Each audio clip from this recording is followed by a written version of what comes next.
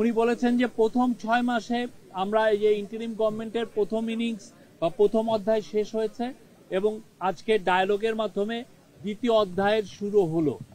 আমরা ওনার পুরো 24 মিনিটের একটা স্পিচ ছিল, আমরা পুরো স্পিচটা আপনাদের জন্য আমাদের হোয়াটসঅ্যাপ গ্রুপে দিয়েছি, আপনারা দেখবেন। এটা একটা আমি বলবো যে খুবই ঐতিহাসিক একটা স্পিচ। উনি জানিয়েছেন যে আমরা যেই বাংলাদেশকে গড়তে চাচ্ছি এই ডায়ালগের মাধ্যমে, সেই ডায়ালগ তার প্রতি পুরো দেশের এবং ইন্টারন্যাশনাল সবার সমর্থন আছে।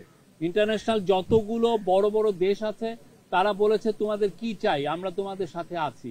এবং একই সাথে ইউনাইটেড নেশনের পূর্ণ সমর্থন আছে। এবং উনি বলেছেন যে যেই প্রতিবেদনটা আসলো ইউনাইটেড নেশনের হিউম্যান রাইটস কমিশনের যে রিপোর্টটা আসলো, এতে মোটামুটি এখন পুরো পৃথিবী জানতে পেরেছে কি রকমের ভয়ানক একটা হত্যাযজ্ঞ হয়েছিল এবং কে অর্ডার করেছিল এবং কিভাবে এই বাংলাদেশের মানুষের অধিকার হরণ করেছিল। তো সেই থেকে আমরা সেই ম্যাস আপরাইজিং এর পরে নতুন যে বাংলাদেশ গড়তে চাচ্ছি, সেই নতুন বাংলাদেশের সাথে পুরো পৃথিবী এবং বাংলাদেশের সবাই আছে। আজকে একটা মহৎ একটা উদ্যোগ শুরু হলো এবং আমরা এই দ্বিতীয় যাত্রার মাধ্যমে বাংলাদেশ কি রকম বাংলাদেশ আমরা চাই সেটা এটা নির্ধারিত হবে।